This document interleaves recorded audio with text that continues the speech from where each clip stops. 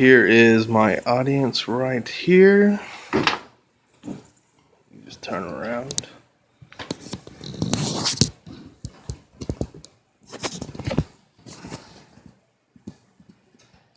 Hello, everybody. Hey, gentlemen, here in the room. Hey. My name is Jared Lindsay, and today I'm going to talk about a very important topic, and I'm also going to urge you on something that is very crucial and everyday that affects us. It's called cardiopulmonary resuscitation. Everybody knows about CPR, but believe it or not, it affects us, and I'm going to tell you why. One study, just one, Independent Institute of Medicine gave out some statistics, and think about this. Really think about it. 600,000 people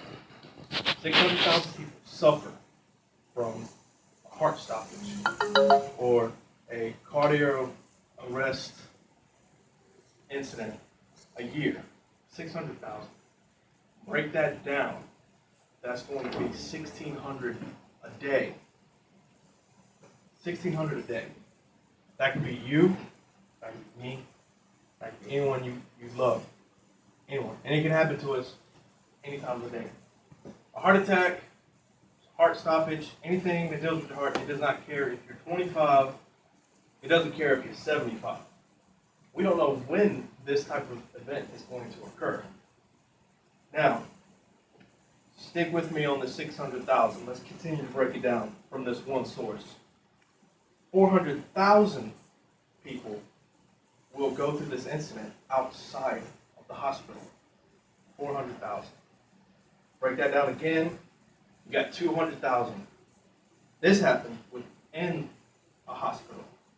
I work at Augusta University. I see this all the time. We get announcements of code blue, and we know that it's going on.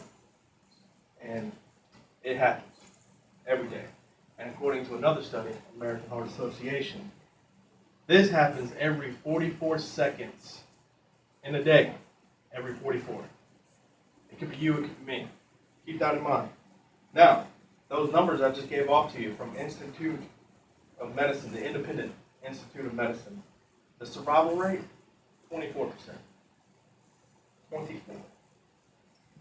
And this, of course, can increase or decrease depending on if you have CPR or anyone you know. This is why it's so important to have this skill. 24% survival rate. There's one doctor, his cardiologist of Everyday Health. His name is Dr. Phillips Lawrence. He has 5 reasons why you should get CPR. The first reason is the big one. It saves lives. Believe it or not, if you're standing on a sidewalk and you see a person, a stranger, just collapse. They're unresponsive. This skill, if you have it, can actually help this person have a fighting chance.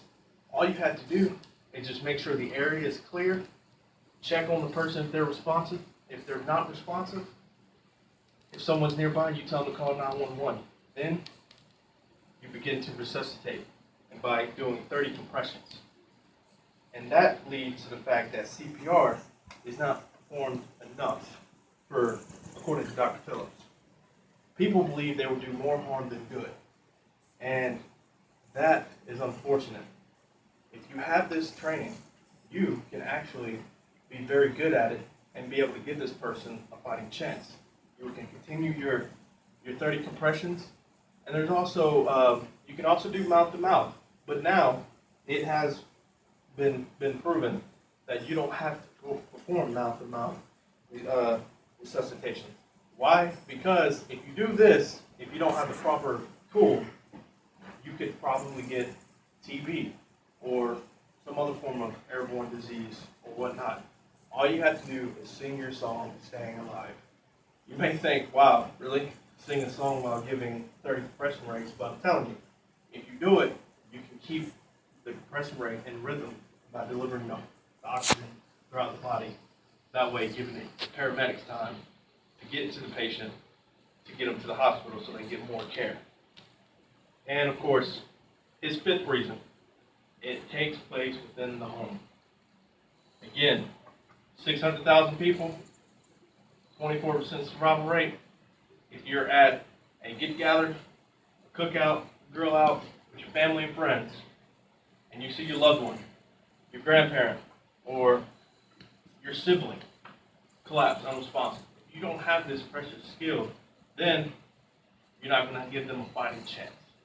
Again, it does not matter if you are 25 or if you are 75. A heart attack or cardiac arrest will happen without us knowing. Let me give you one situation. I have been here for 2 years now at Augusta University, and I recently renewed my Cpr certification, and I have been fortunate enough not to use this skill yet. Late one night in the emergency room, it was coming up near the end of my shift, we got a call, code blue, somebody ended up getting shot. Of course, I don't know the incident or the specifics on it, but I just know that he has some form of heart stoppage. Now, I wasn't there personally to actually do the compressions, but the adrenaline hit me when I saw the paramedics come running in, and there was that one nurse on top of that stretcher just going away. And I know he was singing the song Staying Alive, and it hit me. They got him in the critical room, and they did everything they could. Of course, I was helping out as much as I could, but of course the doctors and nurses, they had to take care of it. Even though they gave him a fighting chance, he still didn't survive due to other causes. Now, if it was not a gunshot or anything like that, he might have survived. But I do remember the adrenaline kicked in, and I was ready to go. But I've been fortunate enough that this hasn't happened to me yet to where I had to do it. So out of the hospital, according to another statistic by American Heart Association, they gave out statistics dating back to 2010. But let's go ahead and talk about 2014. In the year 2014, incidents that occurred outside the hospital for the year 2014 were 424,000. 40.6% happened involving a bystander. So it could be you, it could be me. That bystander actually helped that person out, regardless of a survival rate. Now, the survival rate for that year, according to the American Heart Association, was 10%. 10. 424,000, 40.6% chance with the bystander helping out with CPR. Jump 2 years later, 2016, there are more than 350,000 occurrences that happen, again, outside of the hospital.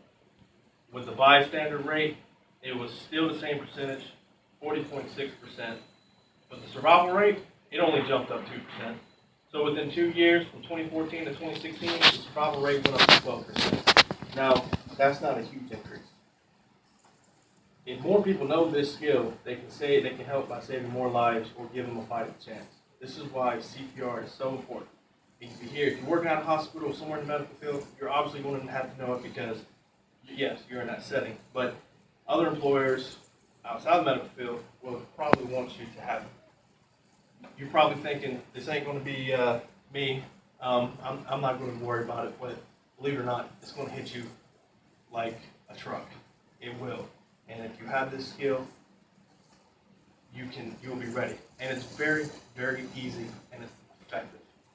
Like I said, whether you are not in the medical field or you're a construction worker, police officer, working in finance, building, wherever that's school related, it's going to happen. And if you have this, I hope you are ready. And I urge you to take this moment and look and see who offers it. As I mentioned, American Heart Association, they offer a great class that you can schedule through hospitals. And it's only $55 over here. Now you can get it online, believe it or not, but I assure you that you'll have much better training if you get it within the class. That way you can have more confidence and you will be ready. Again, take up for this cause. Get CPR certified. Thank you.